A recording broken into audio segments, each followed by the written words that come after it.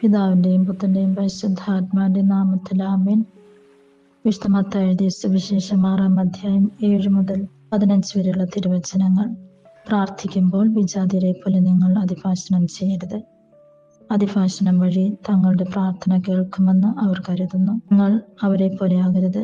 നിങ്ങൾ ചോദിക്കുന്നതിന് മുമ്പ് തന്നെ നിങ്ങളുടെ ആവശ്യം നിങ്ങളുടെ പിതാവ് അറിയുന്നു.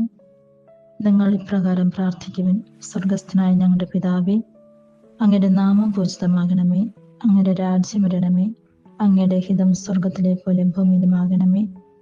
അന്നന്ന് വേണ്ട ആഹാരം ഇന്ന് ഞങ്ങൾക്ക് നൽകണമേ. ഞങ്ങളുടെ കടക്കാരോട് ഞങ്ങൾ ക്ഷമിക്കുന്നത് പോലെ ഞങ്ങളുടെ കടങ്ങൾ ഞങ്ങളോട് ക്ഷമിക്കണമേ.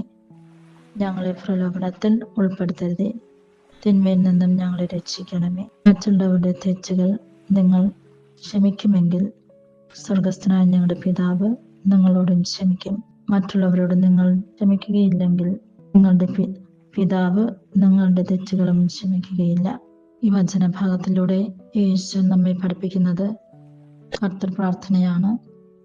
മാത്രമല്ല, കർത്തൃ പ്രാർത്ഥനയിൽ ആദ്യ ഭാഗത്ത് നമ്മൾ പിതാവായ ദൈവത്തിനോട് ദൈവത്തെ പുകഴ്ത്തിക്കൊണ്ട് പ്രാർത്ഥിക്കുന്നു. രണ്ടാമത്തെ ഭാഗത്ത് നമ്മുടെ ആവശ്യങ്ങളൊക്കെ നമ്മൾ നിരത്തുന്നുണ്ട്. നമ്മുടെ ശാരീരിക, മാനസിക, ബൗദ്ധികമായിട്ടുള്ള ആവശ്യങ്ങളൊക്കെ നമ്മൾ പറയുന്നുണ്ട്. നമ്മൾ മറ്റുള്ളവരോട് ക്ഷമിച്ചാൽ മാത്രമേ നമ്മളോട് പിതാവ് ക്ഷമിക്കുകയുള്ളൂ എന്നുള്ള ഒരു കണ്ടീഷൻ കൂടെ അവിടെ ഈ പ്രാർത്ഥനയിൽ വരുന്നുണ്ട്. ഈ പ്രാർത്ഥന പറയുമ്പോൾ നമ്മൾ യേശുവിനോടൊപ്പം തന്നെയാണ് നമ്മൾ പ്രാർത്ഥിക്കുന്നത്. യേശുവിൻ്റെ സ്വരം പിതാവായ ദൈവത്തിന് കേൾക്കുവാനായിട്ട് സാധിക്കും നമ്മളോടൊപ്പം പ്രാർത്ഥിക്കുന്നത്. ഈ പ്രാർത്ഥന എത്ര പ്രാവശ്യം നമ്മൾ പറഞ്ഞാലും അതിൻ്റെതായിട്ടുള്ള അനുഗ്രഹം നമ്മൾക്ക് ലഭിക്കും. നമ്മൾ പ്രാർത്ഥിക്കുന്നതിന് മുമ്പ് തന്നെ നമ്മുടെ ആവശ്യങ്ങൾ ദൈവം അറിയുന്നു. അതിനനുസരിച്ച് നമ്മളോട് പ്രവർത്തിക്കുമെന്ന് പറയുന്നുണ്ട്. ദൈവത്തെ സ്നേഹിക്കാം. സ്നേഹത്തിൻ്റെ അടിസ്ഥാനത്തിൽ അവിടുന്ന് നമ്മൾക്കെല്ലാം ചെയ്തു തരും.